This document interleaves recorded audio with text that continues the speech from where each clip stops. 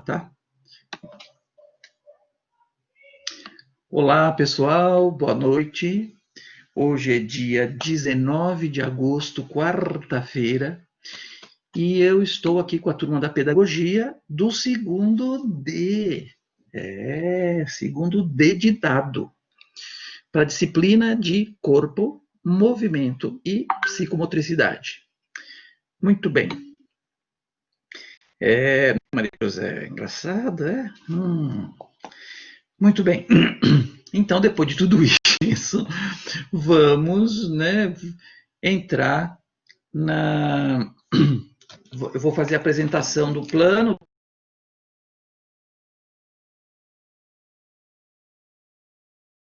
para o semestre.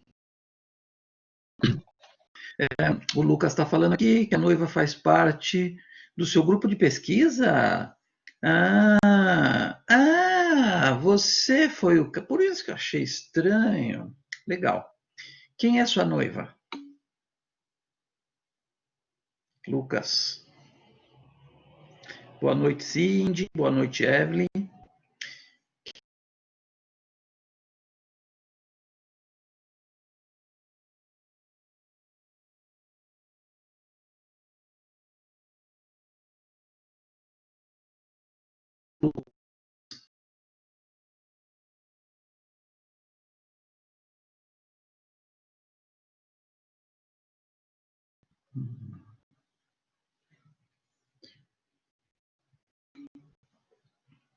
Oi, voltei? Tinha caído aqui minha conexão.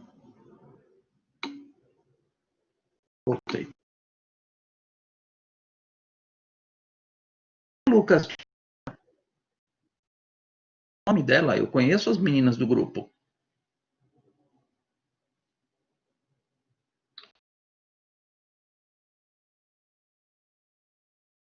Que foi que a professora Michelle Medina levou, tinha mais uma. Sua noiva é a Sara. Lucas, você falou que a sua noiva faz parte do meu grupo de...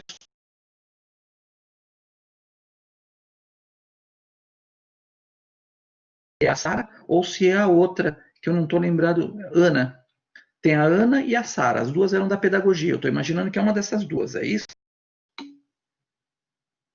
Ah, Carol. Tá, certo. Tinha Carol também. Legal. Ah, mas o que você está falando de Cassiano? Pô, Lucas, tá travando a minha fala? Tá. Eu vou desligar a câmera então, tá? Isso aí, legal. Ana Cassiano, sim. Sei quem é. Ótima menina. Ótima menina. Isso, fica só no áudio aqui, Ricardo. Pronto. Até porque eu vou ter que compartilhar arquivo e a minha imagem desaparece. Muito bem. Deixa eu compartilhar aqui, então, o arquivo.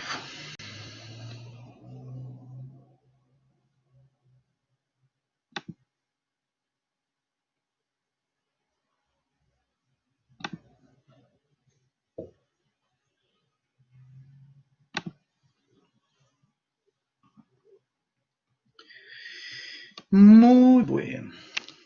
Então é isso.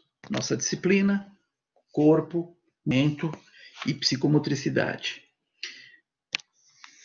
Corpo é o elemento chave, porque o corpo é a sede. Sim, Camila, vou. Depois eu disponibilizo, sim, tá? O corpo é muito mais importante do que quando a gente imagina o corpo apenas como um elemento biológico. O corpo tem um elemento que é mais cultural do que biológico. Os efeitos da cultura e do desenvolvimento social sobre nosso corpo é gigantesco, como nós veremos dessa disciplina. Então, a questão de estudar corpo e movimento não significa pensar em corpo e movimento como formas de treinamento, mas como forma de interpretação cultural. Vou dar um exemplo aqui. Vocês já ouviram falar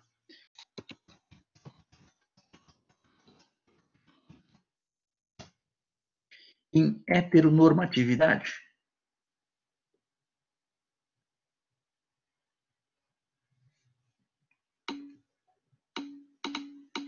Não? Tá. O que vem a ser essa... O Ricardo já, legal, Ricardo. O que vem a ser heteronormatividade? É uma norma da heterossexualidade. Mas não é uma norma que está escrito em forma de lei. Não é uma norma que está escrito numa tábua, não sei do que. É uma norma que paira sobre a nossa cabeça. Porque é uma construção cultural. E por ser uma construção cultural, ela também está em movimento. Então, um padrão heteronormativo afeta absolutamente todas as pessoas daquela sociedade. Ela afeta porque este padrão de heterossexualidade combina gestualidade, movimento,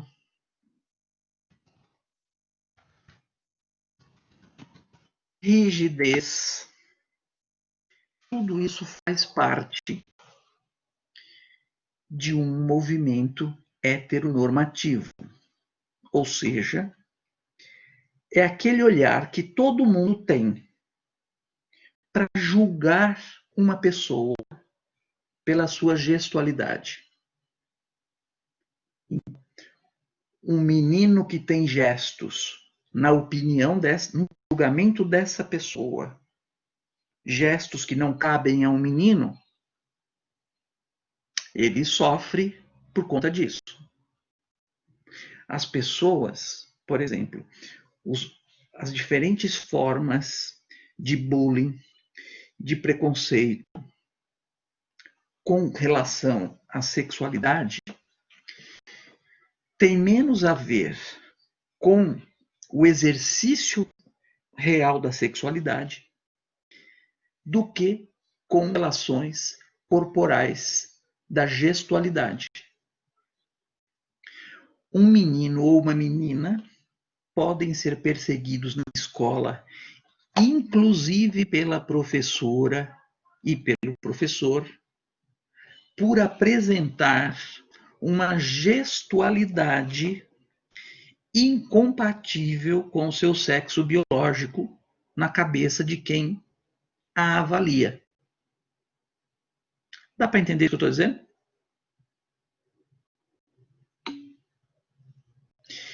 Então, pessoal,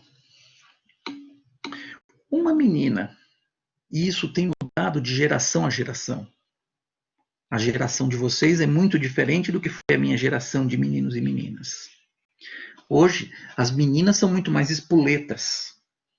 O que significa dizer, do ponto de vista do movimento, da gestualidade, dizer que a menina é mais espoleta? Significa dizer que a menina está muito mais próxima de uma gestualidade tida como masculina do que as meninas da minha geração. E essas questões têm um impacto gigantesco na vida de crianças, na vida de jovens, que são as diferentes formas de perseguição. E vê que eu estou dando um exemplo que não tem a ver com sexualidade. Tem a ver com a aparência, tem a ver com gestualidade, com movimento, com corpo. mas eu uso a questão da sexualidade. A sexualidade é o troço que eu ponho à frente para desenvolver todas as formas de preconceitos. Então, tudo que eu puder fazer para atingir aquela pessoa, eu farei. Eu posso fazer isso na forma de brincadeira, ou eu posso fazer como boa parte dos rapazes de gangues, de os carecas, tipo os carecas do ABC, essas gangues de extrema direita fazem, que é simplesmente assassinar pessoas que eles acham que é homossexual. Eu não sei se vocês se lembram de um caso de um pai e filho andando de mão dadas na Paulista e eles foram agredidos. Por quê? Porque no padrão normativo da heterossexualidade aquilo não cabe. Então, quando a gente fala de corpo, nós estamos falando de uma coisa muito complexa. Muito complexa. Então, essa disciplina pretende fazer essas discussões, entender como é que esse corpo vai se articular com um desenvolvimento psicológico. A motricidade tem um papel muito importante no desenvolvimento pleno desse indivíduo. A motricidade, no início da vida da gente, todo bebê, quem tem bebê em casa aí? Ou criança de até 1 ano, 1 ano e meio?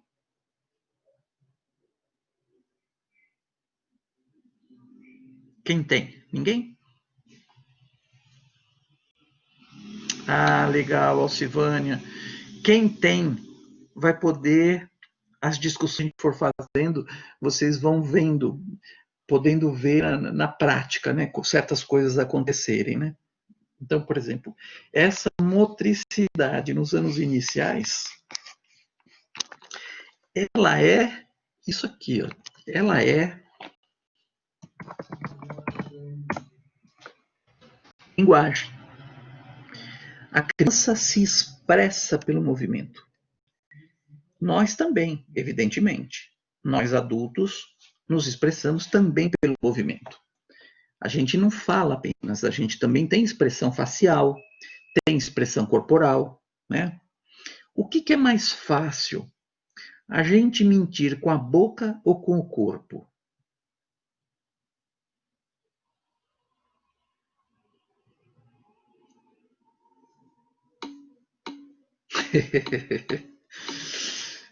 Peraí, tem alguém que acha que é com o corpo. Peraí, cadê? Passou rapidinho, deixa eu voltar aqui. Peraí, quem falou aqui, ó? A Hilda. Hilda, é isso? Estou enxergando bem? Deixa eu pegar meu óculos aqui. Hilda, é isso mesmo. Hilda, você acha que com o corpo a gente mente mais fácil do que com a boca? Maria José também acha isso? Porque sabe como é que é? Como é que você sabe? Muitas vezes a gente não sabe que a pessoa está mentindo só de olhar o jeito que ela fala. Porque a gente pode falar qualquer coisa. A gente pode falar qualquer coisa porque basta que eu queira falar aquilo. Mas o meu corpo não. Para o meu corpo falar, eu tenho que ser o quê? Tem uma profissão que o corpo precisa falar também. Quem são? Que profissão é essa?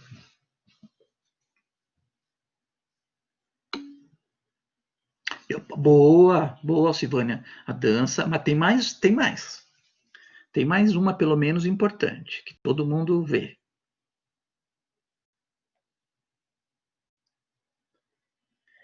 Que, inclusive, o cara que consegue mentir corporalmente, isso, a atriz, o ator. O bom ator é aquele que te convence mesmo de corpo e alma. Porque o corpo dele tá na mesma vibe do que ele está falando. Agora, o ator já meia boca é aquele que ele está falando, mas ele não está convencendo. Prestem atenção. Vocês sabem, tem atores que vocês gostam, atrizes que vocês gostam e atrizes que vocês não gostam. E atores que vocês não gostam. Começa a prestar atenção nisso aí. Se o cara te convence, tem ator que você está olhando e fala, meu, esse cara não está convencendo. Esse cara aí, puta merda. E aí é o papel do ator. Isso não vale para avaliar filmes internacionais, estrangeiros, dublados. Porque muitas vezes é o problema da dublagem. Muitas vezes a dublagem transforma o filme. Porque você está tirando a expressão de alguém e pondo uma outra expressão artificial. Tem filme que se você assiste dublado e depois você assiste legendado, por exemplo, porque mesmo legendado, mesmo que alguém está tentando traduzir aquilo, mas é a voz do cara, a entonação do cara. Então, isso tudo é linguagem. Então, a gente fala com o corpo. A gente fala, não é só as palavras que a gente fala que é linguagem, mas é o como a gente fala. Se você fala firme, se você fala grosso, se você fala fino, né? Quem foi que quebrou esse negócio? Eu, né? Ninguém nunca vai se acusar de alguma coisa que fez falando grosso. Não é? Boa noite, Luciane. Só vai falar. Aí, Ricardo, você falou uma palavra que ela é complicada, né? Por exemplo, a palavra socorro. Socorro. Em inglês, é uma palavra aberta, né? Help! Então você consegue gritar. Agora, experimenta gritar socorro. Socorro. O som fica dentro de você. É uma palavra ruim para pedir socorro. E eu descobri isso na prática. Eu descobri isso na prática, Ricardo. Eu estava nadando numa praia e aí fomos sair da praia, um amigo não conseguia sair, a maré levando, ele não sabia nadar. Aí um amigo para tentar tirá-lo de lá e a maré estava tão forte, a gente também não conseguiu sair. Quando eu vi que a gente não ia conseguir tirar o cara e talvez nem a gente conseguisse sair, a hora que eu virei para a praia para pedir socorro, eu estava tão longe que eu falei assim, meu, eu vou gritar que ninguém vai me escutar. E aí eu gritei lá, socorro, socorro. Eu falei, pô, ninguém vai me escutar. A sorte é que era uma praia de surfista e atrás de mim chegou um surfista, me viu a gente ali, tá, acabou nos salvando, né? A palavra socorro não é uma boa, realmente. Mas voltando aqui. Depois a gente, se a gente tiver aula prática, Ricardo, a, a gente faz umas aulas específicas de grito também. Mas vê, você falou que você não consegue gritar. Consegue. Dependendo da situação, você vai gritar. O problema é a situação. Né? Você está numa situação limite, aí você grita. Então, essa disciplina, ela vai tratar do corpo como sede de símbolos culturais. Eu dei o exemplo aqui da heteronormatividade, que ela afeta a todos. Eu não sei se vocês conseguiram entender. Eu vou tentar explicar, vou explicar mais, retomar um pouquinho a explicação para ficar claro por que ela afeta todo mundo. Porque alguém pode pensar, mas isso aí é só para quem é homossexual. Não, porque há diversas maneiras de ser heterossexual. Eu posso ter gestos delicados, eu posso ter gestos sensíveis, eu posso ser uma pessoa sensível e ser heterossexual. Só que se eu for isso, eu não me encaixo nesse perfil. Eu vou estar sendo sempre policiado por aqueles que me rodeiam. E meninas, vocês sabem que o mundo masculino é triste, porque é um atraso. Parte da vida dos homens eles gastam tentando saber quem é e quem não é. Então, eles ficam o tempo inteiro naquela de descobrir quem é ou não é. Boa parte das cantadas que os homens dão, principalmente quando eles estão em grupo, muitas vezes não é nem uma cantada honesta para menina, assim, tipo, estou interessado em você. Muitas vezes o comentário que eles fazem é para mostrar para o outro que ele também é macho. Né? Passa uma menina lá, pô, lá em casa, hein? Ele está falando isso não é para a menina pensar e falar assim, ah, é, então vamos lá, onde você mora? Ele está falando isso que é para os caras que estão com ele ali, para os caras não terem dúvida da sexualidade dele. E aí o cara fala pro outro, e aí você? Eu também, pô, lá em casa, hein? E aí os caras, é uma... O homem é um dos bichos, o homem não o homem enquanto espécie, né? O homem gênero masculino, né? É uma desgraceira. Então, ser heterossexual não é necessário que você tenha que fazer certas coisas. Só que o princípio da heteronormatividade é isso aí, Ricardo, mongolão, né? Então, o princípio da heteronormatividade, ela afeta tanto meninos como meninas, porque ela exige certos comportamentos. Eu tenho certeza que todas as meninas aí, em algum momento da vida, já receberam tipo algumas repreensões assim, ou isso é jeito de sentar, não é? O que o cara está dizendo? Que menina não senta assim. Então há um código cultural que se modifica, ele vai se modificando com o tempo. Talvez hoje se fale menos isso, essa coisa, porque esse controle sobre as meninas tem diminuído. Claro que isso varia de família para família, né? Enfim, mas a marca do corpo e do movimento e da gestualidade, evidentemente, continua presente. A Tamires fala aqui que o irmão dela fala para a filha dela de 5 anos. Puta, mas não deixa, Tamires. Não deixa. Ó, criar uma menina nesses tempos de hoje, com o machismo em voga, né, com o machismo defendido publicamente, e tem sido cada vez mais difícil, né, Tamires? Então você precisa, é bom que você ensine o seu irmão que isso não tem nada a ver com ser menina, né? O Ricardo diz aqui, acho que há mais repressões de familiares e gerações passadas, e alguns meninos que projetam atitude familiar dentro do âmbito escolar. Você tá, Ricardo, deixa eu ver se eu entendi. Você está dizendo que hoje há mais repressão? É isso? Que há mais repressões familiares e gerações passadas e alguns meninos que projetam atitude familiar. Bom, isso é certo. Que os meninos projetam, porque não é só os meninos, são os meninos e as meninas. Isso nós vamos entender no próximo, quando a gente entrar na próxima unidade, eu vou explicar um pouco como é que se formam as concepções dos indivíduos. E claro que as minhas concepções, o primeiro lugar onde eu convivo, a minha socialização primária é em casa. Claro que isso varia de família para família. Se tem algum adulto que fica. Estão me ouvindo?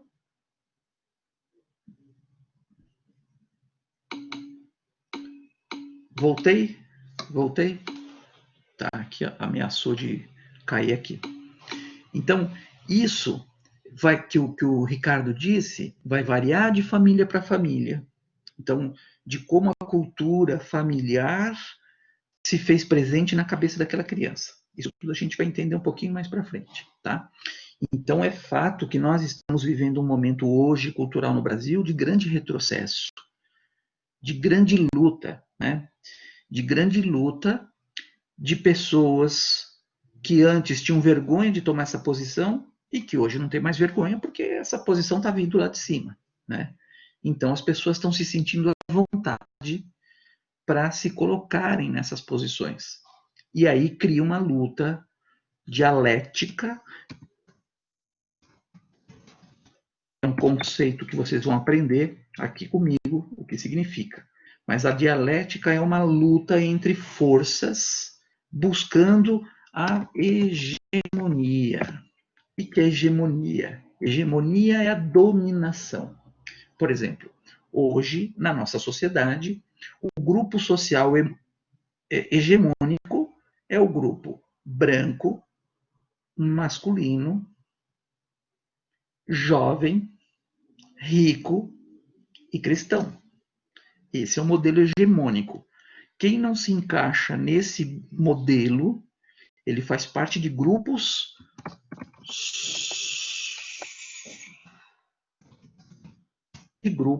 subalternos. Então, vou colocar todos aqui. Branco, rico, jovem, heterossexual, cristão. E daria para colocar mais coisas, por exemplo, como sudestino.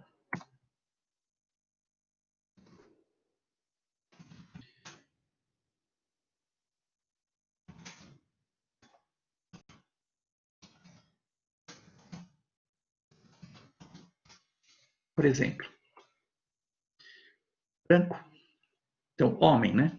Homem, branco, rico, jovem, heterossexual, cristão, sudestino. Quem é sudestino? Quem nasce em São Paulo, Rio de Janeiro, Minas Gerais, né? Morador do Itaim Bibi, etc. Então, esses grupos são os grupos hegemônicos, são os grupos dominantes. Quem não se enquadra nisso sofre algum tipo de discriminação. Dá para entender isso?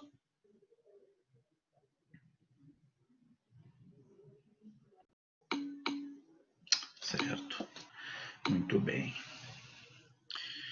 Então, essa disciplina, como vocês podem ver, a gente vai discutir bastante coisa interessante que tem a ver com a vida da gente e com a vida das crianças. Há um movimento que se auto-intitula de conservador, que defende que a escola não deve ensinar, que a escola deve ensinar apenas a ler e escrever e fazer conta. Nós somos o país que mais assassina gays, travestis e mulheres no mundo. Estamos entre os primeiros. Estamos entre os primeiros. Eu vi um dado esses dias aqui, meninas de até 10 anos são 4 estupradas no Brasil por hora.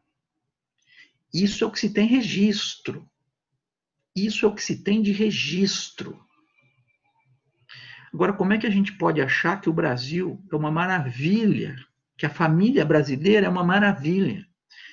Porque vocês sabem, as meninas sabem principalmente, quem são os algozes das mulheres. Os algozes das mulheres não são os caras estranhos.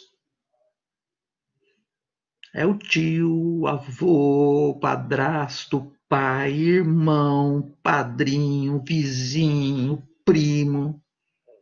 Esses são os algozes das mulheres, das meninas.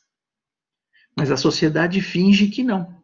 Finge que os seus algozes é o sujeito, aquele sujeito lá, de preferência negro, pobre, né?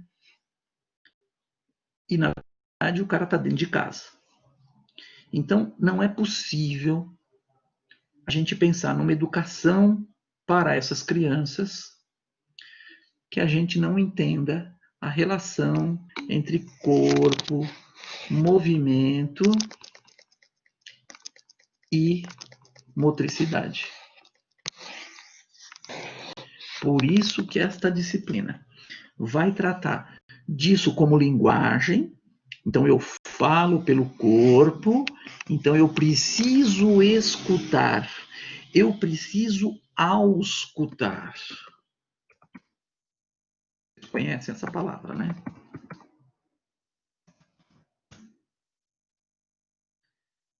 Auscultar. Tem escutar e auscultar. Auscultar é aquilo que o médico, aquele instrumento que o médico coloca. Agora eu fiquei na dúvida se é auscultar ou auscultar. Em dúvida. Deixa eu confirmar aqui, peraí. Ausculta, tá certo. Auscultar mesmo. Eu coloquei primeiro lá. tá? Auscultar. Então, auscultar é eu sentir a partir do corpo. Então, eu olhar para essa criança e eu saber mais do que essa criança está me dizendo.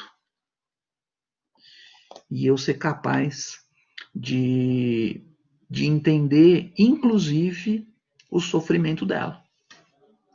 Né? A escola nunca se preparou para receber crianças de classes sociais distintas. A escola se notabilizou sempre por oferecer o ensino às crianças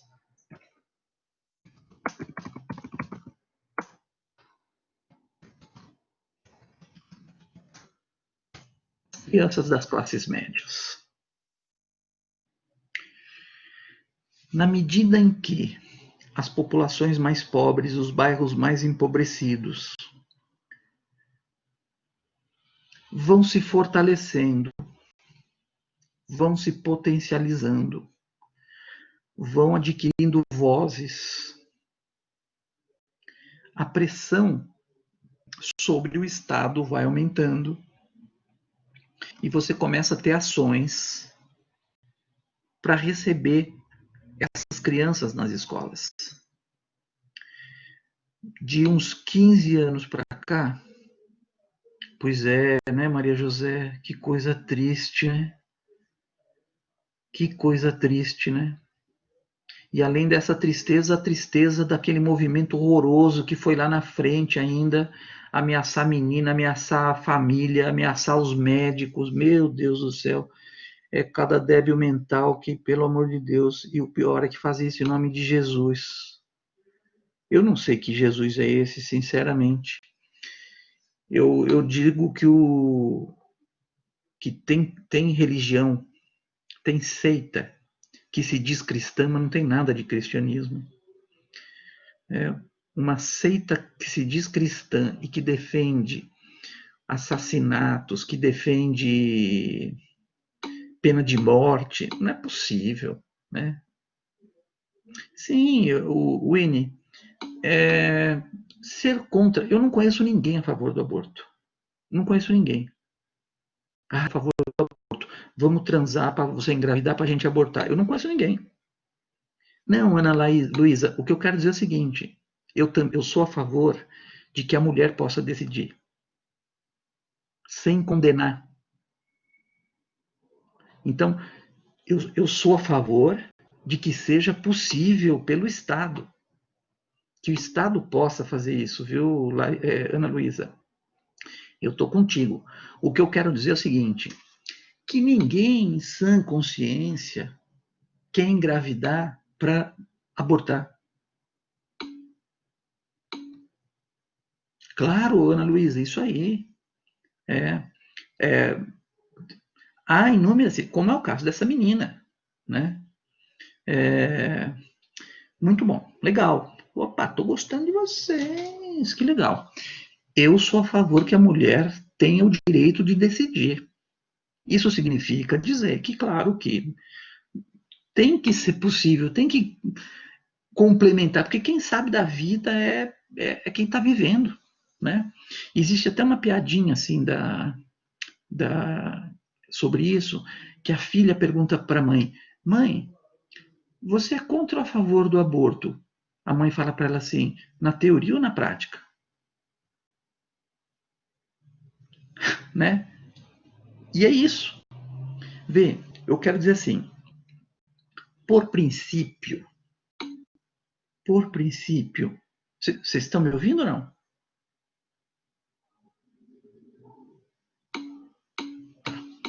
Tá. Vê, por princípio, tá? Por princípio, eu imagino que quem engravida, a pessoa que quer ter filho, engravida, quer ter filho. Ninguém quer abortar. Mas há situações reais da vida. Tudo que acontece na vida são conjunturas que mudam aquilo que você é a favor ou contra. Por exemplo, eu sou contra matar alguém, assassinar alguém.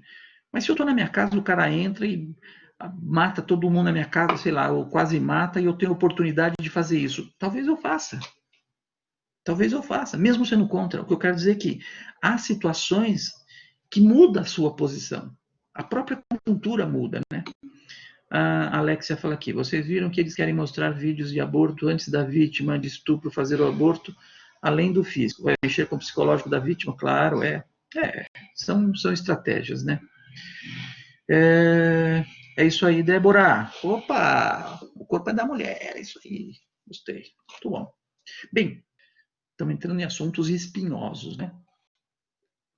O que eu quero dizer é assim, não é possível a gente falar de corpo, movimento e psicomotricidade sem a gente entrar em questões que têm a ver com o plano da existência. Então, o que significa isso? Qual o papel disso? Qual a dimensão disso na nossa vida? Muito bem. Cara, isso tudo foi só para falar do nome da disciplina, hein? Vamos falar da ementa agora. Ricardo, você vê que o negócio, o semestre promete, hein? Muito bem. A ementa é aquilo que a gente espera desenvolver. É o que a disciplina é. Então, compreensão das concepções do desenvolvimento motor e psicomotor da criança, bem como da relação entre o comportamento motor e processos de escolarização. Estudos sobre as funções do corpo e da emoção na evolução psíquica. Análise dos aspectos conceituais da psicomotricidade e da expressão corporal na educação. Imagem do corpo, tonicidade, movimento, comunicação corporal. Formação das estruturas espaço-temporais. Então, quando a gente está falando nesse trem todo, olha quanta coisa bacana, né? Relacionado ao corpo, relacionado ao movimento. E aqui ainda entra todos os aspectos psicossociais e culturais. Então, sociais, porque vivemos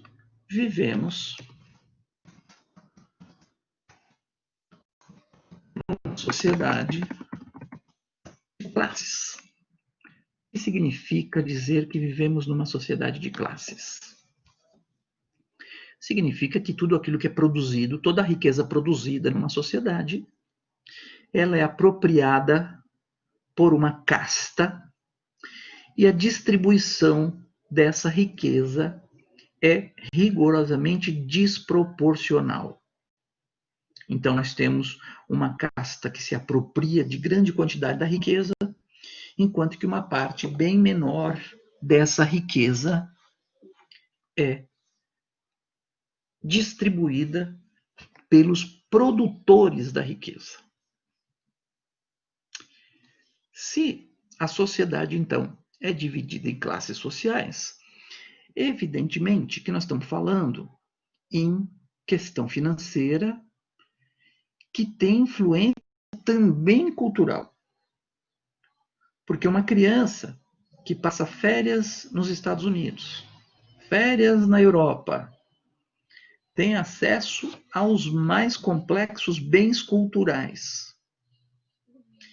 Não dá para comparar com uma criança que nunca foi a um cinema, que nunca foi ao teatro, que nunca leu um livro, que nunca saiu do seu bairro.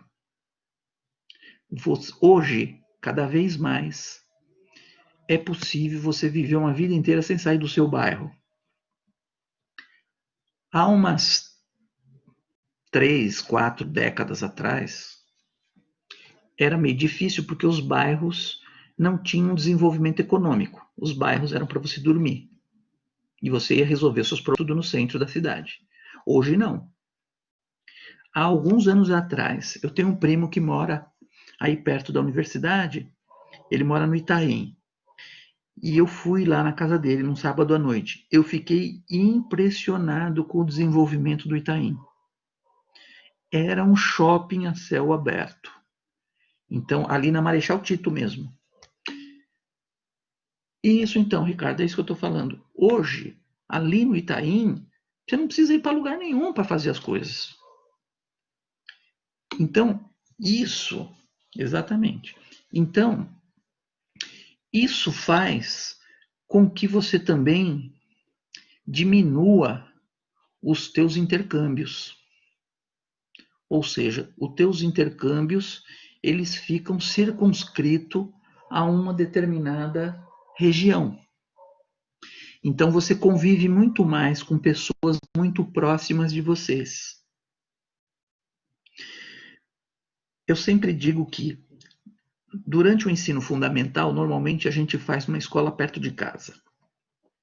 Então a nossa convivência na escola é uma convivência muito semelhante à sociabilidade com a nossa própria família, porque são pessoas que moram nossos vizinhos, são pessoas que moram na rua de baixo, na rua de cima. Então há uma certa homogeneidade. Não que seja homogêneo, porque nada é homogêneo, nenhum bairro é homogêneo, nenhuma rua é homogênea, mas há uma certa proximidade. Quando você vai para a universidade, é o momento em que você se encontra com pessoas muito diferentes. A universidade vai ser tão curioso isso, porque a gente tem uma tendência a procurar gente, a se aproximar de gente mais parecida com a gente. Porque a gente estranha as pessoas que são diferentes da gente.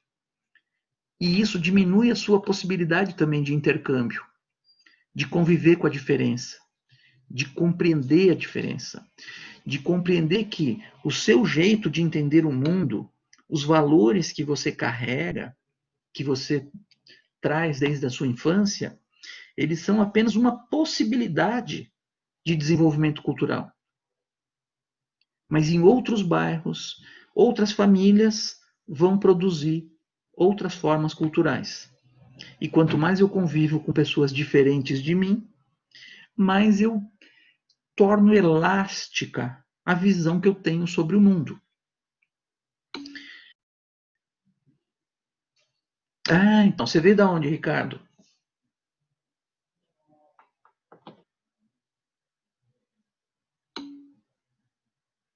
Igaratá. Nossa, que legal, uma cidadezinha tão pequena. Na minha juventude eu fui bastante para Igaratá. Que legal. É uma cidade muito pequena, né? É, não tem nada na cidade.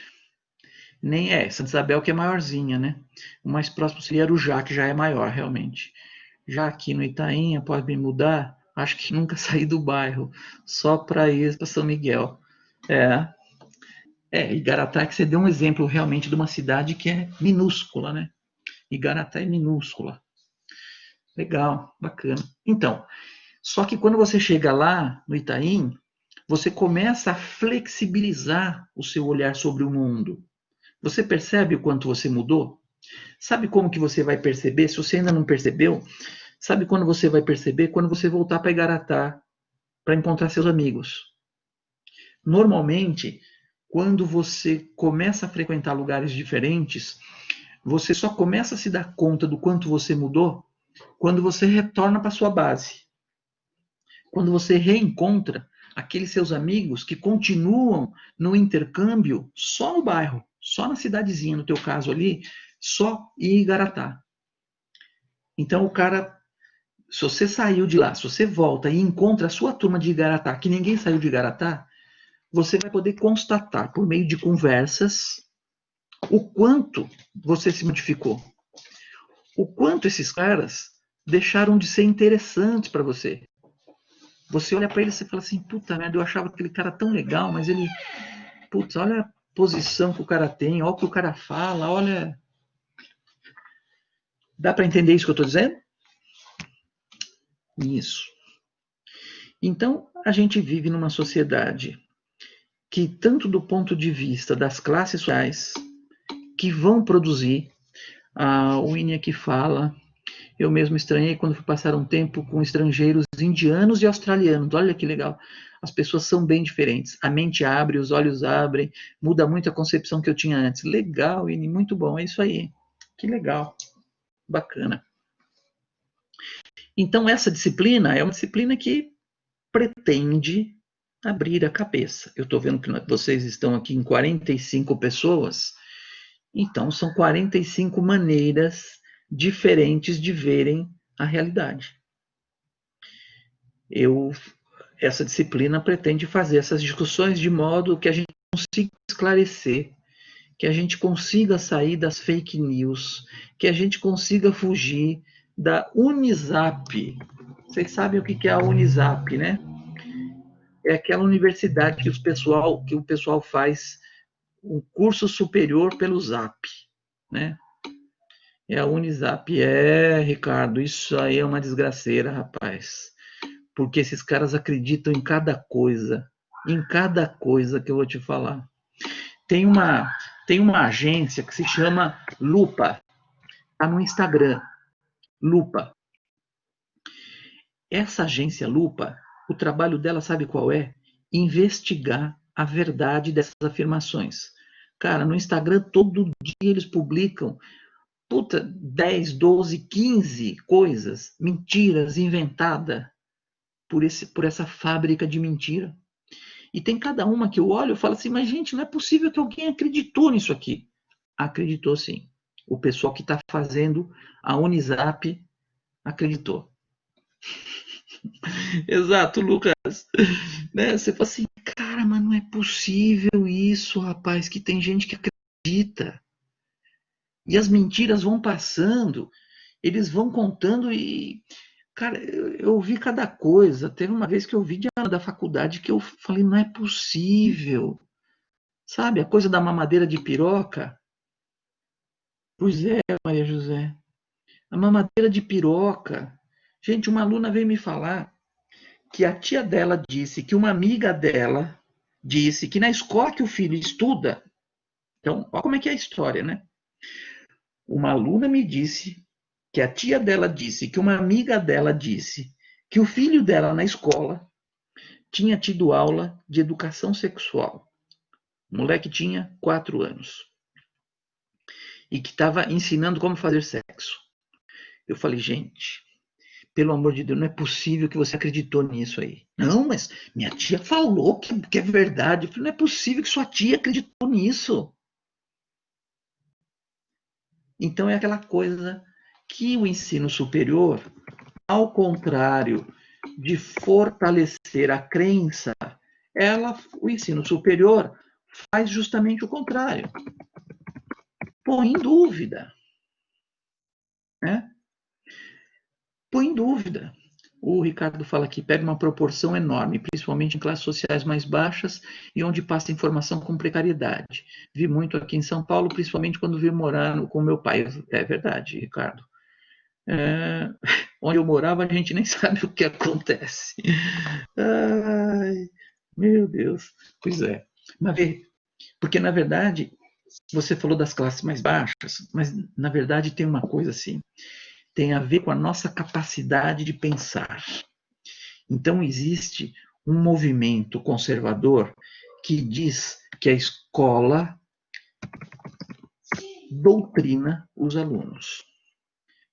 O que é doutrinar? Doutrinar é botar cabresto. Quem bota cabresto não é a escola. A escola faz o contrário. A escola traz filosofia e ciência. Isso não tem nada de dogma, não tem nada de doutrina. Filosofia é para você expandir a sua consciência. A ciência é para você aprofundar os conhecimentos da realidade. Então, o que a educação tem que fazer é trazer filosofia e ciência, fazer com que as pessoas aprendam a pensar. Agora há pouco eu falei de algumas categorias aí que a gente vai estudar, né? Falei de dialética, falei de hegemonia,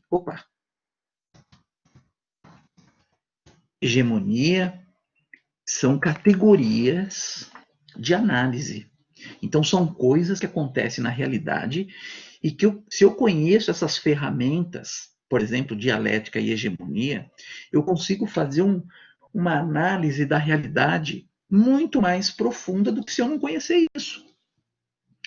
Se eu souber que eu vivo numa sociedade de classes, que eu vivo numa sociedade racista, se eu vivo que eu vivo numa sociedade machista, homofóbica, que tem preconceito de classe, que tem preconceito contra aquele que mora longe. Talvez vocês já tenham vivido experiência na vida de ir num lugar mais próximo do centro, numa festa, num outro qualquer, e tá rolando uma paquera, a pessoa pergunta de onde você é, e você, de onde eu sou ali perto do Tatuapé, sabe ali o Tatuapé? Eu moro ali um pouquinho depois ali do Tatuapé.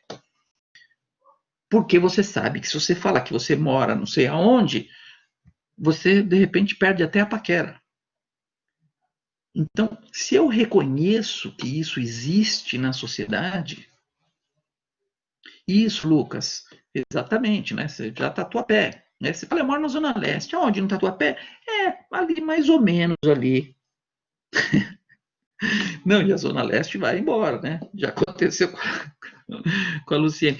Não, isso deve ter acontecido com todo mundo, né, Luciene? Todo mundo, todo trabalhador que mora num bairro de trabalhadores e que não quer ser descartado no primeiro encontro, simplesmente, sem que a pessoa tenha chance de te conhecer, só por causa de onde você mora, você puxa para cá, né? Você puxa a fronteira para cá, né?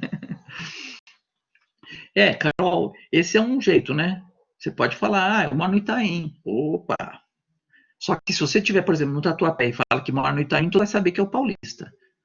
Agora, se você está num rolê na Augusta e você fala, eu moro aqui no Itaim. Pronto, o nego já tá achando que é o Bibi, você já ganhou uns pontos aí, né? É, exatamente, né?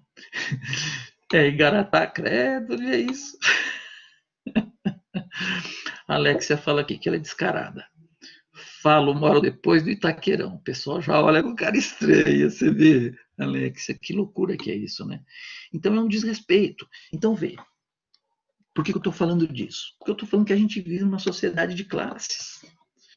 Porque a gente vive numa sociedade que a ocupação do espaço social também é segundo as classes sociais. Então a gente vai, você consegue, e isso não significa que não tenha gente em todos os bairros, gente até com grana, gente que trabalhou muito, deu duro lá, enfim, e leva uma boa vida e mora naquele bairro, ela continua morando naquele bairro, porque gosta daquele bairro. Só que o preconceito está aí.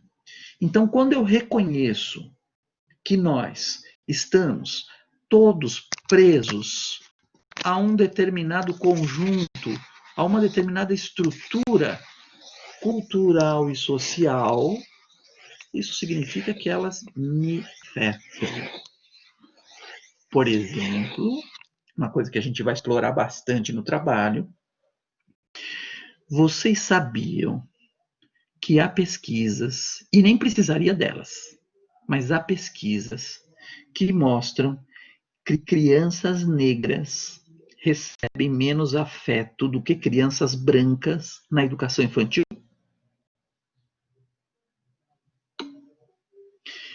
Precisaria de pesquisa? Né? Óbvio, isso. Não precisa nem de pesquisa para você saber isso. Agora, você imagina as crianças que chegam na escola e vocês devem se lembrar de professoras que vocês tiveram que e aquela menininha chegando, loirinha de olhos claros, chama a professora, era a queridinha da professora. E você imagina a criança negra chegando na escola e vendo aquilo. Ela está esperando aquilo. Vê, caiu? Vocês estão me ouvindo? E o da quem caiu foi você, então. Tá, estão me ouvindo. Então veja só. A criança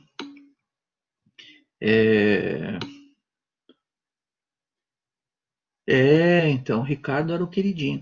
Ricardo, então eu vou começar a te tratar com desdém agora. Eu vou começar a te tratar como a sua professora tratava aqueles caras lá, sabe? Para você sentir um pouco do como é o negócio. Então, veja só. Imagina o seguinte: quando é que uma criança descobre que o fato dela ter mais melanina na pele, isso tem implicação cultural?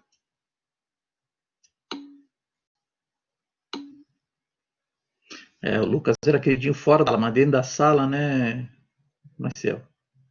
Isso, Ricardo. Vê, eu tenho um amigo, sempre que eu falo isso eu choro. Eu sou chorão e vou chorar muito nessas aulas aqui, porque a injustiça social me comove demais.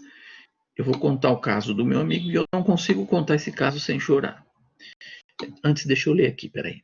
A Letícia está falando. Eu, enquanto mulher negra, sempre senti essa diferença. A luta começou desde cedo. Pois é, Letícia. Pois é. É isso, Ricardo. Pode preparar o lenço, então, hein? É isso aí, Natália. Então, tamo junto. Eu tenho um amigo que ele é negro. Ele... Vamos chorar junto, Luana. A Alcivane que fala que a professora me amava, amava ela tanto que toda semana chamava minha mãe de secretaria. Boa, Alcivane. Então você já me passa aqui o zap da tua mãe. Já deixa comigo aqui, tá? O zap da sua mãe para eu já estar preparado, tá? Então esse meu amigo estudou, ele morava na Zona Sul. Vocês sabem que a Zona Sul é maior ainda do que a Zona Leste. Ela tem os bolsões de pobreza como a Zona Leste, e a Zona Sul é bem maior. Ele morava em Campo Limpo, que é uma região também de trabalhadores, de pobreza, e ele sabe quando que ele descobriu que era negro? Quando ele foi para o ginásio, a mãe dele passou a trabalhar num colégio adventista e ele tinha bolsa. Foi ali que ele descobriu que ter mais melanina na pele significava um tratamento diferenciado. Enquanto ele conviveu na periferia ali de Campo Limpo, entre os seus pretos, quase brancos e alguns brancos, a vida era normal. Quando ele foi para uma escola mais central, uma escola religiosa, ele descobriu pela primeira vez o que significava aquilo. Sofreu. Sofreu, Lucas. E eu vou dizer, sofreu muito.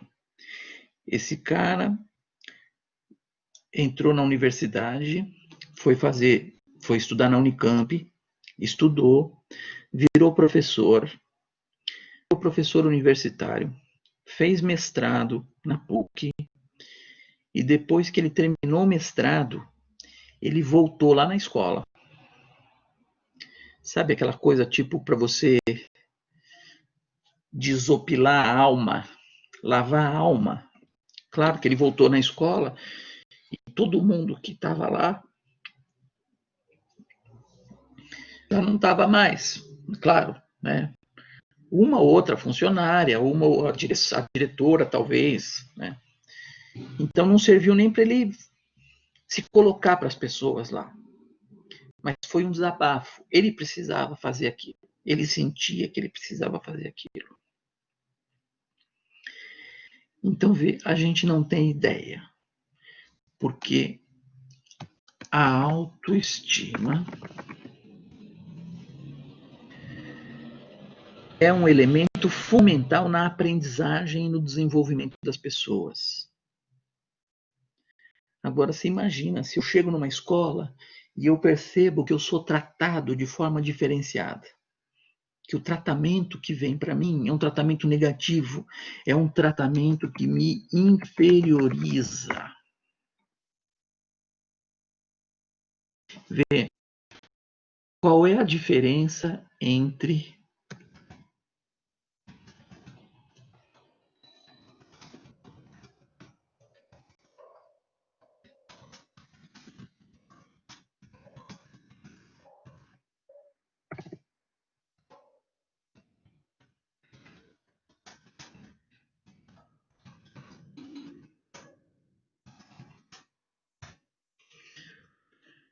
Maria José fala que é muito triste como vemos alguém tratar outro com diferença por causa da cor.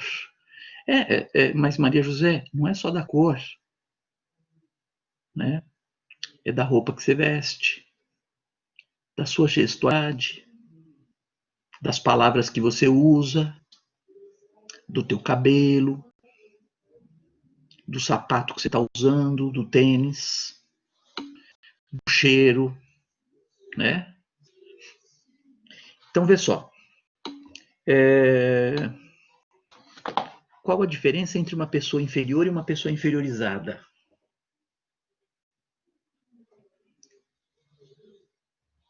O corpo também, Vini, claro, sem dúvida nenhuma, nós vamos tratar disso.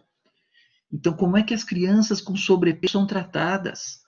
Você vê, é muito comum a gente falar isso, falar do racismo, falar da homofobia, falar do machismo, mas a gordofobia passa meio despercebido.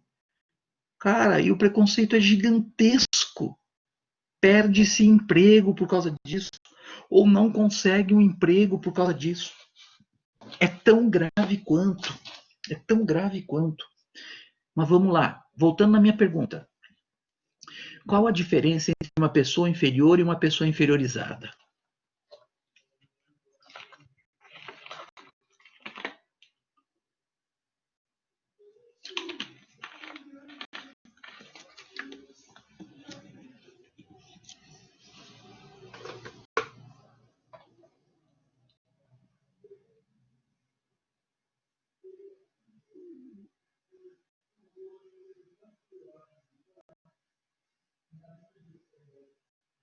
Ninguém tem ideia?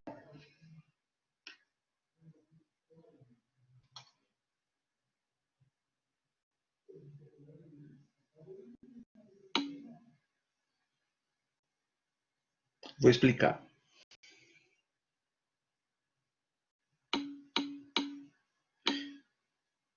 Deixa eu só mandar. Estou mandando só uma mensagem aqui para a coordenadora que ela me respondeu. Tá, só um minutinho.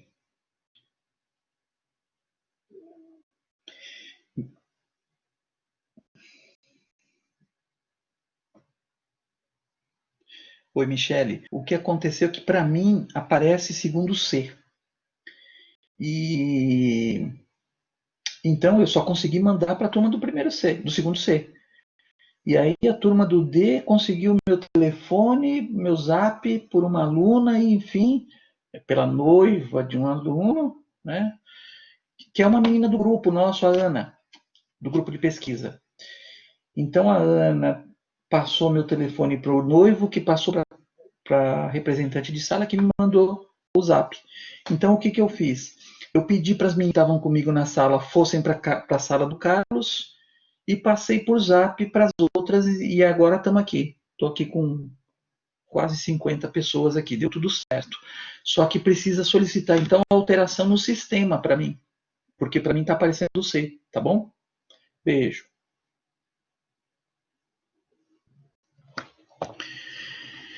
Muito bem. Você viu, Lucas, que eu mandei, né? Já joguei teu nome na roda, né? Vamos lá. Ah, deixa eu ver aqui se vocês conseguiram responder então. Inferior ela se sente. Isso, Lucas.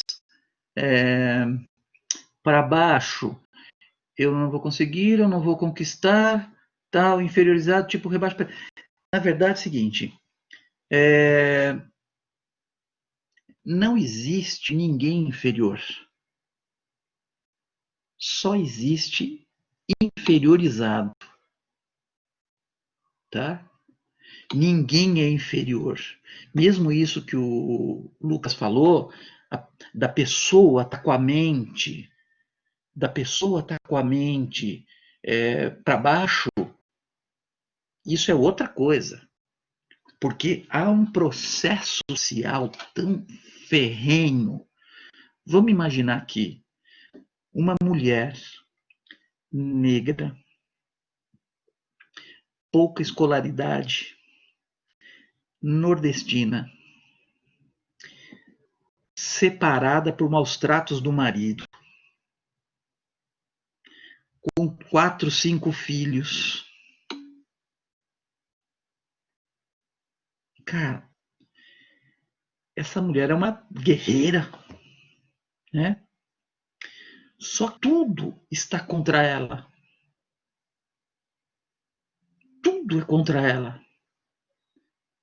Então, certamente, é uma mulher que tem dificuldade para se colocar nos moldes das classes médias brancas como apresentável.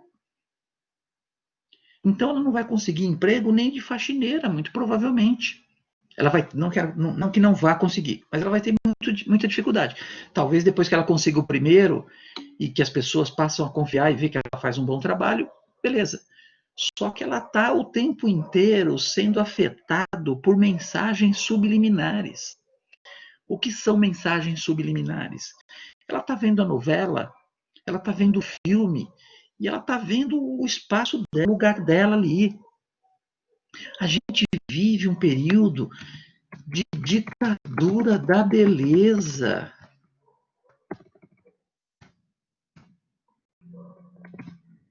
De ditadura da beleza que é terrível. Gente, vocês têm ideia, exato, Hilda, vocês têm ideia do volume de recursos que gira anualmente em torno da ditadura da beleza? Ó, cirurgia plástica, indústria farmacêutica, indústria alimentícia, indústria de vestimenta. Cara, é tanta coisa que gira em torno disso e as pessoas ficam buscando esse corpo perfeito que não existe. Ele existe ou no Photoshop, ou ele existe na cirurgia plástica, e na cirurgia plástica também vai durar um tempinho apenas, né? Então, você vê, a Winnie aqui fala do cabelo crespo ser chamado de cabelo ruim. Né? Isso é um elemento terrível do racismo, né? Uma herança do racismo terrível, né? E que está aí, né? Isso, ó, a Winnie fala aqui, do cabelo crespo é ruim, gordo é ruim, ser baixo demais é ruim, ser alto demais é ruim, né? Sim, drena, gostei disso aqui, viu? Gostei dessa frase, Winnie. Drena a vitalidade das pessoas. Nossa, que bonito, vou anotar aqui, que eu vou usar depois, viu? Drena a vitalidade das pessoas. Olha só que bacana.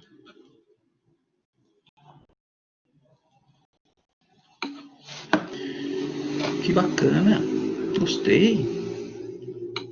Exato. Desumano, descomunal, né, Will? Isso. Legal. Muito bom. Muito bom mesmo. Cara, drena. Drena a vitalidade. Cara, que sensacional isso. Sensacional. Adorei mesmo. Muito bem. Vamos para os objetivos. Sim, puxa, Carol. Boa, né? Legal mesmo. Muito bom. Maria José fala aqui. Se você está na rua, se um negro se aproximar, já acho que é ladrão. Se a viatura estiver passando, tiver dois pretos, já vai em cima. Isso é muito triste. Maria José, no ano passado, eu fiz uma enquete com uma turma minha de educação física. Eu perguntei lá quem daqueles já tinham sido parados. Só levantaram as mãos os pretos, os quase pretos e os quase brancos. Alguns relataram coisas assim absurdas. Do cara tá andando com um amigo branco e ele para só o cara. O branco passa. Então, assim, é negócio absurdo. A ação da polícia é um negócio. Meu, os Racionais, eles sempre falam essa coisa, né? Que o preto, ele tem que andar, se ele está com um tênis novo, ele tem que andar com a nota fiscal do tênis. Então, tem coisa que você está saindo lá, você tem que estar com a nota fiscal para mostrar que é seu. Né? É um negócio louco, cara, que para uma pessoa branca, isso não nem passa pela cabeça. Né? A Winnie fala aqui que o irmão é negro e ela é branca. Já pararam para perguntar se ele estava me incomodando. Olha só, terrível, né? O Ricardo fala que aconteceu. O policial mandou sair e meu amigo ficou. Exatamente. Terrível, terrível. Cara, e o pior é que os policiais, eles estão preparados para isso, que até mesmo o policial negro também faz isso. Então, olha só, terrível, né? Sim, Tamires, isso. Se tem um carro bom, né, tem que estar com os documentos tudo em dia, porque ele vai ser parado. Ele será parado. Ele será parado. Se o cara é negro e tem um carro bom, ele vai ser parado. Se não tem um carro bom, vai ser parado também. Se tiver uma moto, vai ser parado. Pode ser uma moto fuleira, mas vai ser parado. A Ana Luísa fala aqui, que uma vez perguntaram se o pai dela estava te sequestrando. Olha só. Nossa senhora, que horror, né, Maria Luísa? Ter que fazer isso, né? É isso mesmo, Letícia. Isso, e às vezes, no caso policial especificamente, né?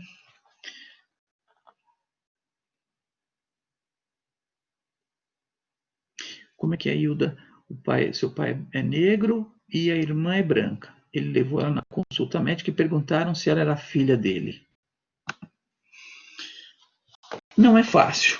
Não é fácil você conviver com isso e a gente precisa entender isso. E a gente precisa saber disso. E a gente precisa fazer o possível para que as nossas crianças se empoderem disso, né? Se sintam empoderadas. Né? Alcivânia aqui fala que o irmão é negro.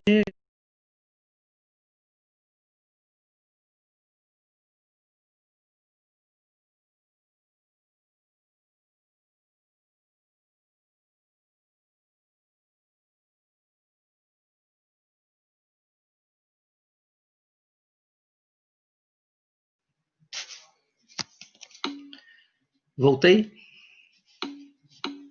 Voltei.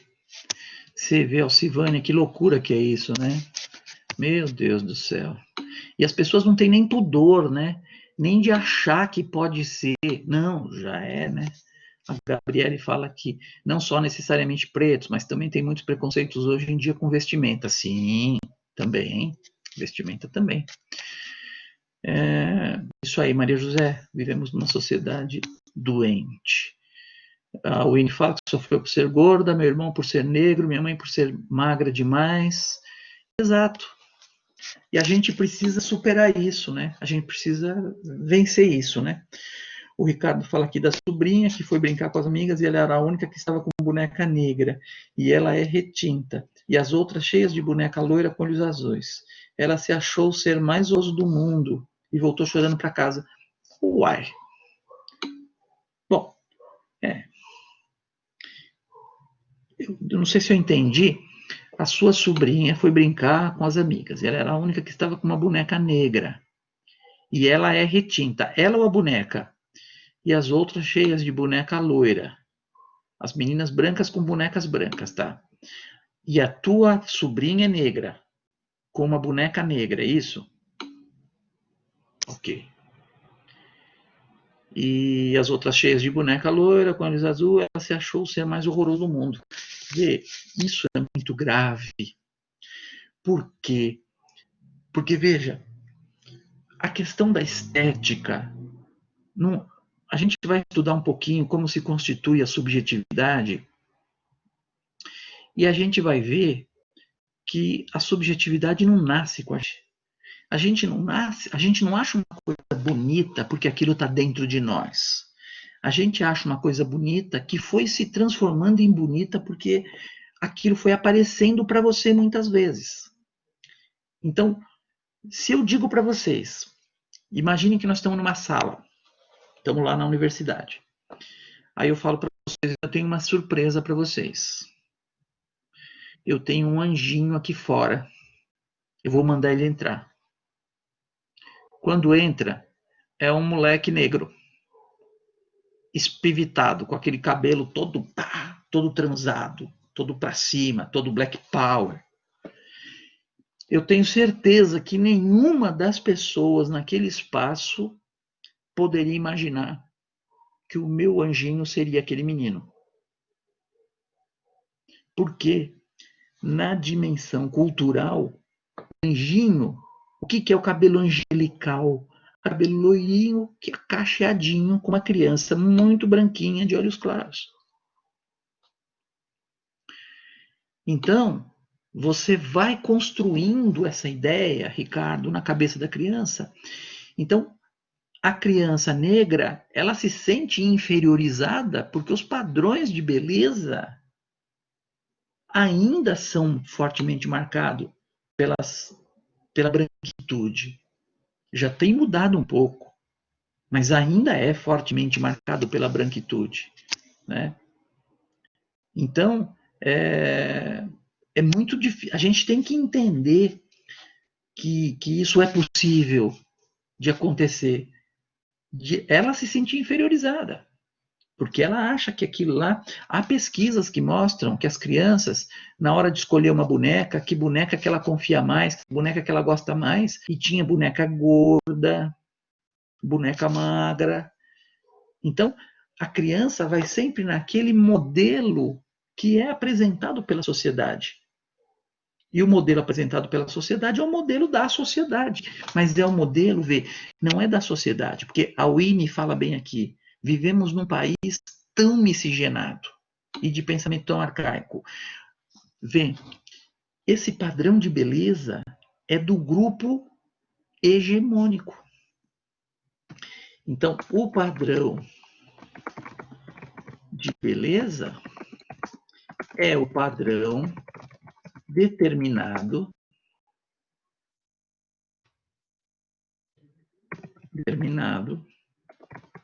pelo grupo hegemônico. Quem é o grupo hegemônico? Homens brancos, ricos, jovens, heterossexuais, cristãos, moradores do Sudeste, do Itaim Bibi. Então são esses caras que determinam. Ou do Itaim Bibi, ou de Barueri, lá do... Como é que é lá o condomínio lá? Daquele racista desgraçado que ofendeu o policial. Como é que... Alphaville. Né?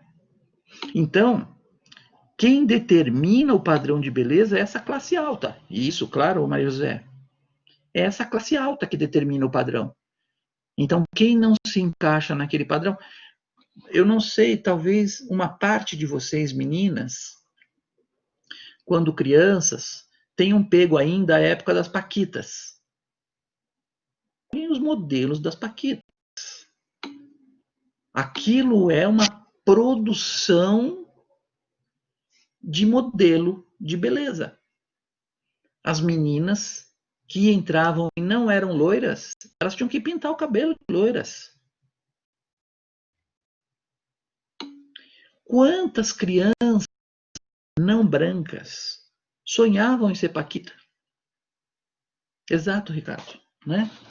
Quantas crianças? A Luana fala aqui que a filha de 3 anos falou para ela que é branca e tem cabelo liso.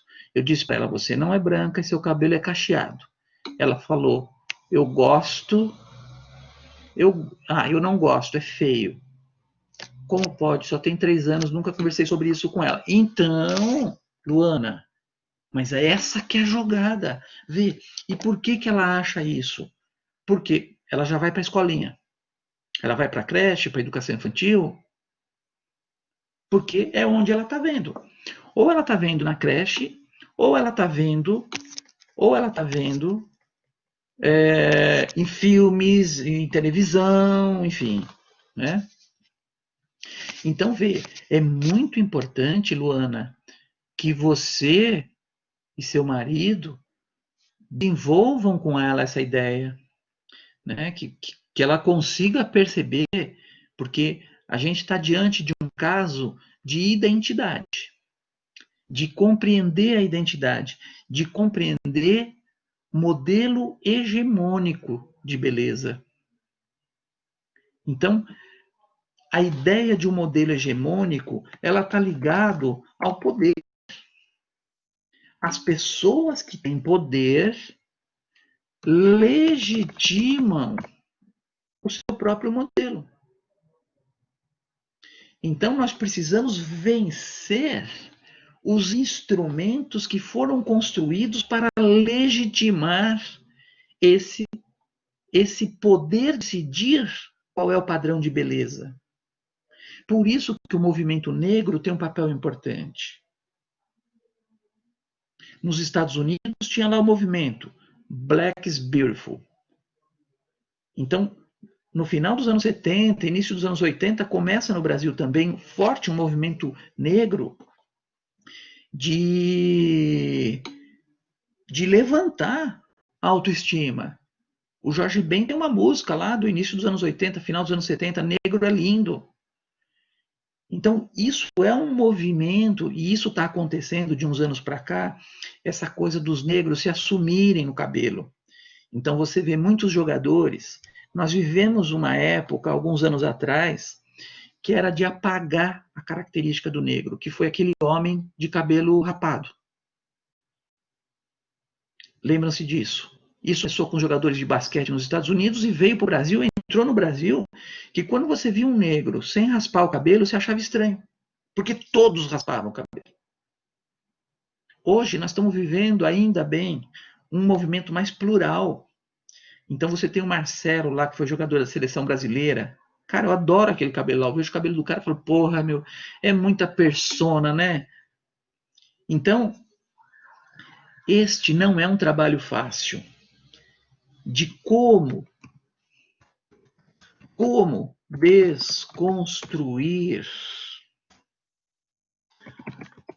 padrões hegemônicos de beleza e de comportamentos. Cara, olha que coisa incrível isso. Olha que legal. Quando vocês pensaram que a educação podia ser responsável por isso? Olha como a educação é bonita. Essa é a nossa luta.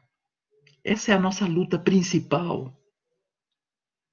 E isso, Letícia, foram 400 anos de escravidão, né?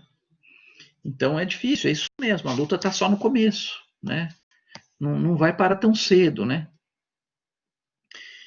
Então, vê, o nosso papel é fundamental na desconstrução desses padrões hegemônicos de beleza e de comportamentos.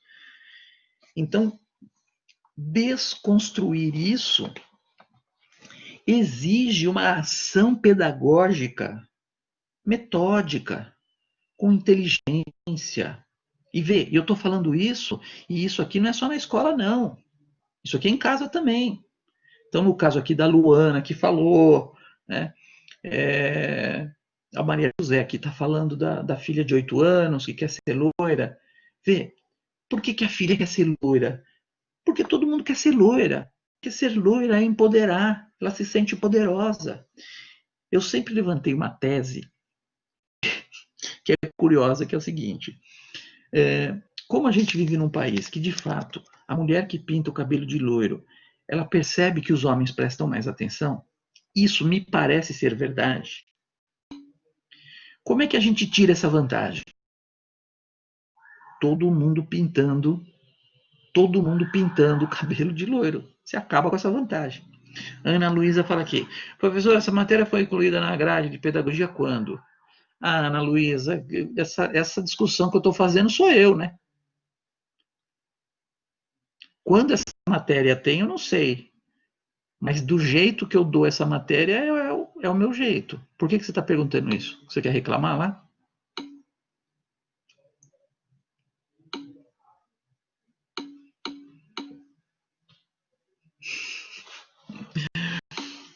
Ana Luísa, no ano passado, éramos eu e a professora Michele com essa disciplina.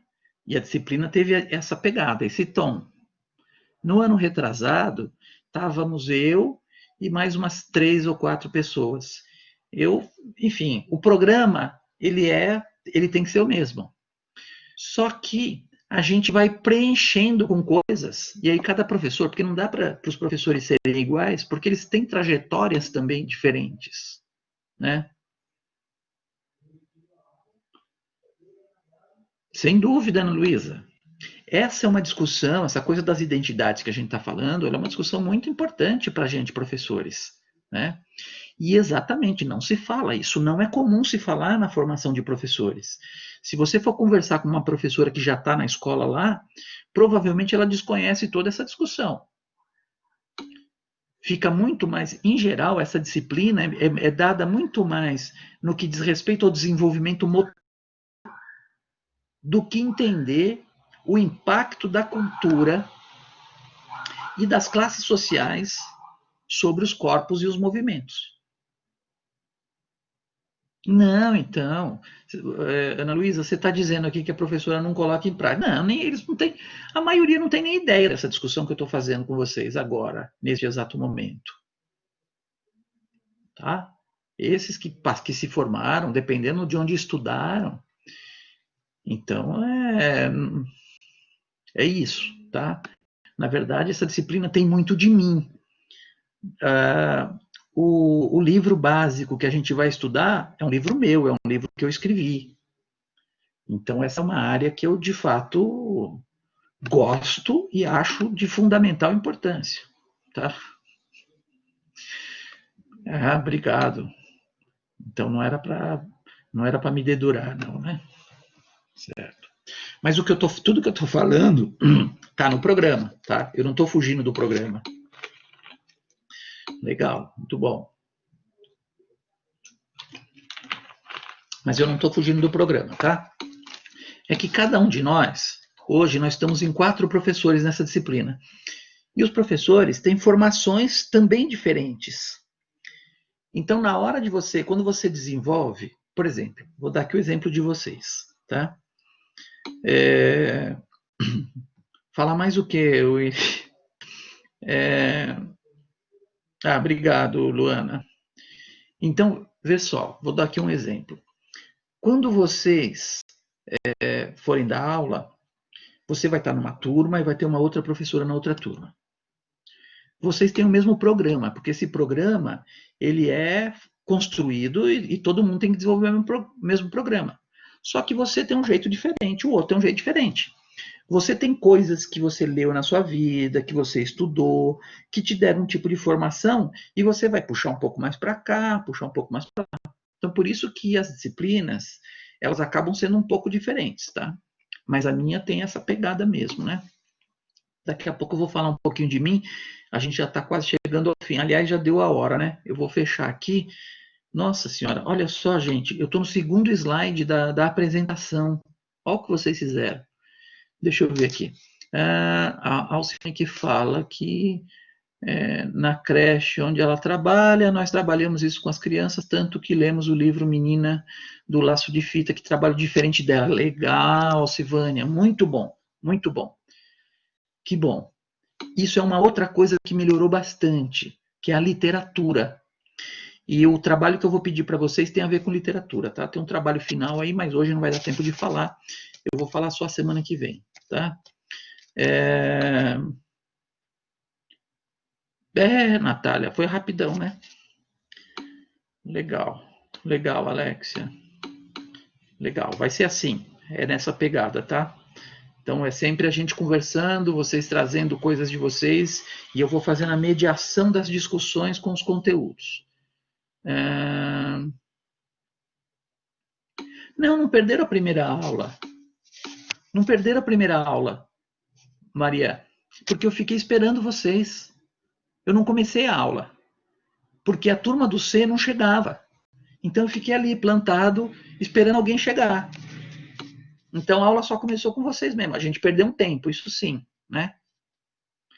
Agora, Ana Luísa, eu vou ter que resolver isso, esse negócio do link, tá? Eu já mandei para a Michele, provavelmente elas já vão providenciar essa mudança. A Michele falou que para ela aparece que eu tô com vocês, com o segundo D. Só para mim que aparece que eu tô com a turma do C, tá? Não, eu mando o link, ó, eu mando o link, mas eu ponho o link lá no aviso. Aí, se alguém quiser pegar do aviso e colocar no grupo, é outra história, tá? Não, eu não mando no e-mail, não, Ana Luísa. Eu acho meio ruim, né? Eu não gosto muito. O e-mail é um negócio meio trabalhoso. Mas vocês têm um grupo aí, né? De zap, enfim. E, bom, nós estamos fechando. Eu vou colocar aqui os meus contatos. Quem quiser me seguir no Instagram, por exemplo, no Instagram eu tô assim. No sim, vou colocar os slides lá também, Luciene. Mas só vou colocar lá depois que eu acabar de falar para vocês aqui, tá? Porque pode ser que eu faça algumas modificações ao longo aqui, tá? Quem quiser me colocar, me seguir, virar meu amigo no Facebook, vai me achar com o meu nome, tá? E depois, bom, a Pietra já tem o meu número, o Lucas também, então quem precisar pode me mandar zap, só não me manda corrente, vídeo, foto, nada disso, tá? Então eu não tenho problema com o zap, não. Então quem precisar se comunicar rapidamente comigo, pode falar com a Pietra, com o Lucas aí, enfim. É, então a gente vai se vendo por lá, tá? Então deixa eu falar rapidamente de mim só para a gente acabar essa conversa aqui. Então eu sou graduado em Educação Física, eu fiz o mestrado em História e Filosofia da Educação, fiz o doutorado em Ciências Sociais. Estou na universidade, eu entrei na universidade antes de vocês nascerem, eu entrei aqui em 1998, aí fiquei até 2010. Em 2010 eu saí. Em 2010 eu saí. Em 2011, opa. Em 2011, logo que eu saí daqui, eu sofri um acidente violento de moto, perdi uma perna. Hoje eu uso prótese. Vocês vão ver lá no Facebook, enfim, eu uso prótese, normal, vida normal, para mim, eu toco igual antes, quando eu tinha todas as pernas. E aí fui dar aula em outros lugares, coordenei o curso em outras universidades, curso de pedagogia, curso de educação física. Em 2018, eu voltei para a universidade. Então, eu tive uma passagem primeira com 13 anos de universidade, agora já estou no. Então é isso. O livro, eu escrevi um livro que se chama Educação, Corpo e Movimento, que é um dos livros que a gente vai usar. Nós vamos usar pelo menos uns 3 textos dele, e eu vou mandar para vocês, porque eu já tinha colocado no Blackboard, só que eu pus no C, eu vou ter que colocar de novo para vocês. Tá bom? Gente, alguma pergunta a mais? Alguma observação? Ah, sim, o e-mail. Boa. Ó, esse e-mail.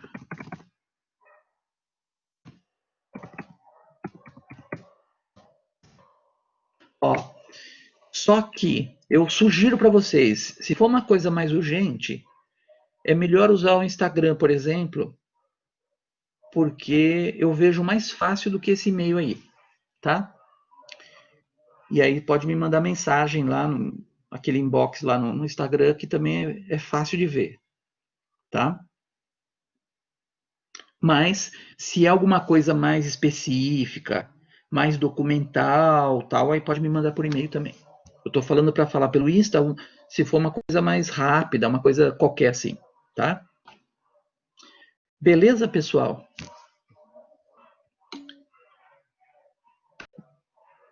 É...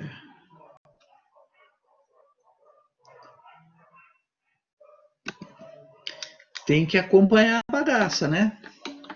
Tem que acompanhar a bagaça. Ó, chegamos então no slide 2. Gente, que vergonha, no slide 2. Vergonha. Legal, Kevin. Ótimo. Que bom, então. Que bom, foi um prazer. O que? Zica das galáxias. Você sabe que é engraçado. Eu tô te chamando de Winnie, mas não sei se é Winnie, Vini. Se você quiser de postar ali como se fala, tá? Quando os meus filhos começaram a falar em Zika, Zika para mim. Ah, é Winnie mesmo. Ok. Zika, para minha geração, é uma coisa ruim. Puta, mó Zika lá, meu porra. E aí, uma vez meus filhos começaram a palavra Zika, e ele falava, fulano é Zica. Eu falei, não, pô, o cara é mó legal. Então, pô, o cara é Zica. Falou, Ana Luísa. Tá desculpada do susto que você me deu aí. Valeu. Valeu, Luciene. Legal. Então é isso aí, gente. Boa noite, até a próxima. Eu vou fechar aqui, fazer aquele tchauzinho para parar a gravação. Tchau, tchau. Até a próxima.